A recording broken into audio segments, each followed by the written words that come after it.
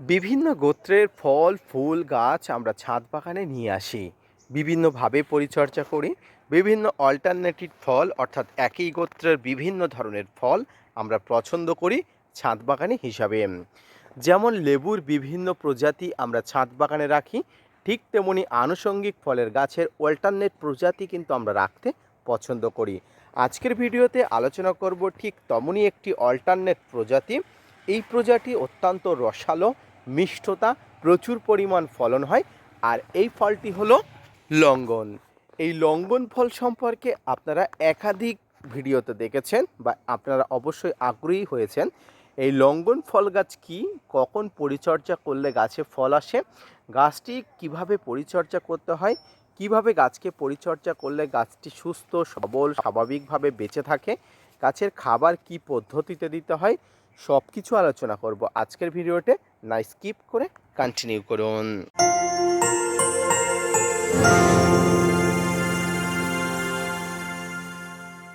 স্থানীয় দর্শক এবং শ্রোতা বন্ধুরা, দেশ এবং দেশের বাইরে থেকে যে যেখান থেকে আজকে আমার ভিডিওটি কন্টিনিউ করেছেন, প্রত্যেককে নমস্কার, সালাম, আদাব জানিয়ে আজকের ছোট্ট উপস্থাপনাটি শুরু করছি।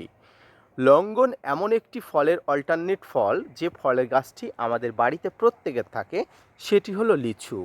লিচু আর লঙ্ঘন একই গোত্রের একটি উদ্ভিদ, একই গোত্রের একটি ফল। আপনারা যারা বাড়িতে লিচু গাছ দেখেন তারা অবশ্যই লঙ্ঘন গাছ সম্পর্কে জানেন। এই লঙ্ঘন এবং লিচু কিন্তু প্রচুর পরিমাণ সমগোত্রীয় একটি উদ্ভিদ। তাই আপনারা যদি একটি লঙ্ঘন গাছের চারা বাড়িতে নিয়ে আসেন, লিচুর মতো ফল কিন্তু আপনারা পেয়ে যাবেন সিজনে। বিভিন্ন গোত্রের লঙ্ঘন গাছ থাকলেও বিভিন্ন নামি দামি লঙ্ঘন গাছগুলো পাওয়া যায়। বর্তমানে ভালো গ্রাফটেড একটি চারা আপনি ট্রাস্টেড নার্সারি থেকে সংগ্রহ করবেন। এরপরে গাছটিকে রোপণ করবেন একটা যথাযথ পাত্রে। বয়স অনুযায়ী পাত্র নির্বাচন করা অবশ্যই উচিত। আমি দেখুন একটা 20 লিটারের বালতিতে গাছটিতে রোপণ করেছিলাম প্রায় 1.5 বছর আগে।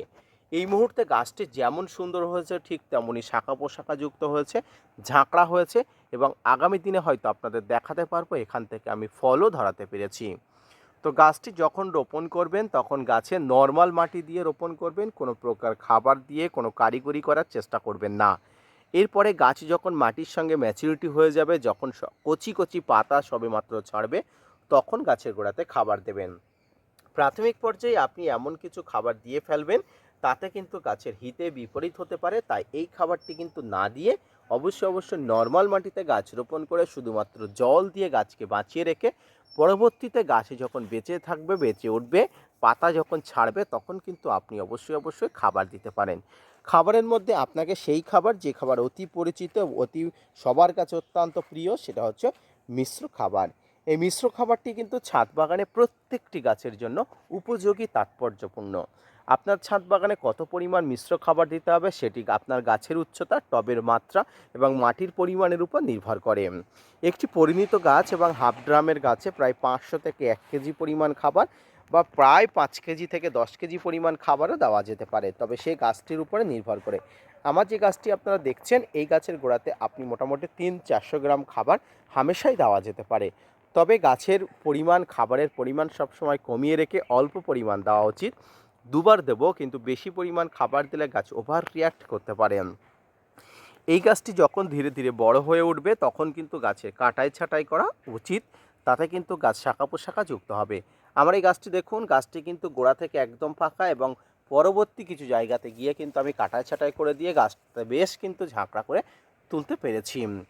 গাছের যে খাবারটি দিতে হয় সেই খাবারের মধ্যে সমস্ত প্রকার ম্যাক্রো এবং মাইক্রোনিউট্রিয়েন্ট উপাদানগুলো আপনাকে দিয়ে দিয়ে গাছকে বড় করে তুলতে হবে।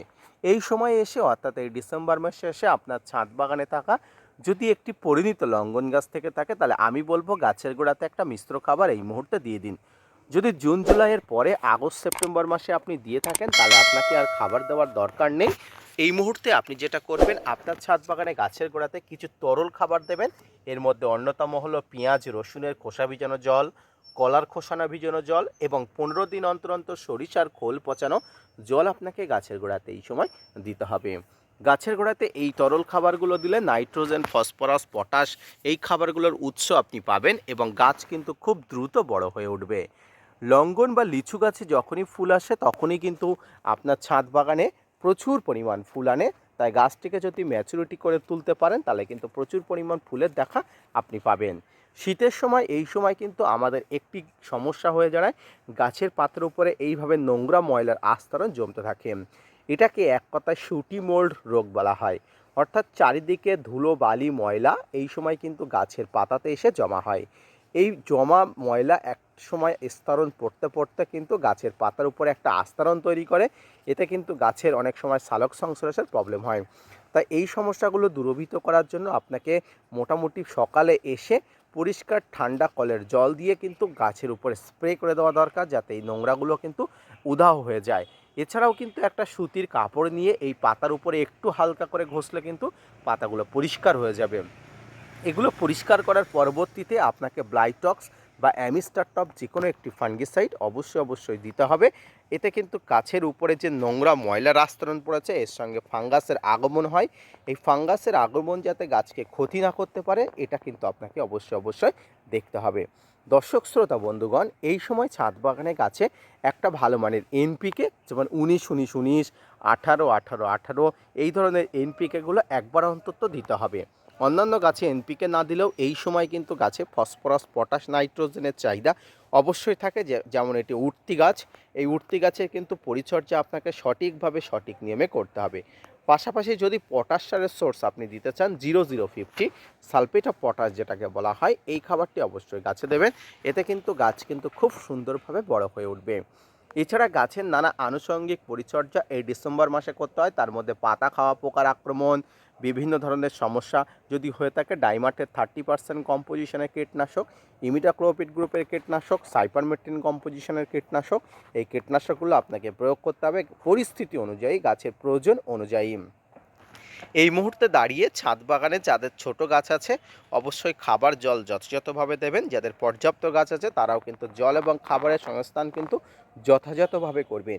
এছাড়া আর কয়েক মাস পরেই কিন্তু লিচু গাছে ফুল আসার সময়, যদি আপনার কাছে ম্যাচুরিটি গাছ থেকে থাকে তাহলে কিন্তু সেই গাছটিতে ফুল আসবে।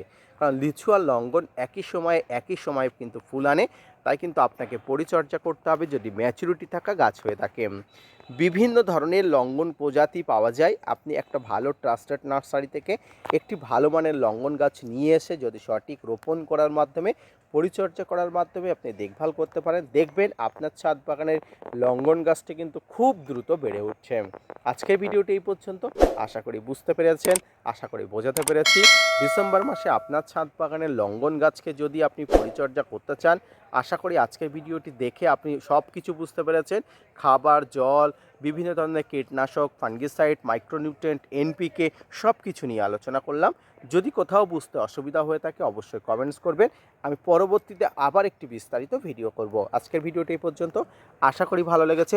যদি ভালো লেগে থাকে ছোট্ট channel gardener tips with Kamal YouTube চ্যানেলকে সাপোর্ট করবেন, ভিডিওটি শেয়ার করতে ভুলবেন না। ধন্যবাদ।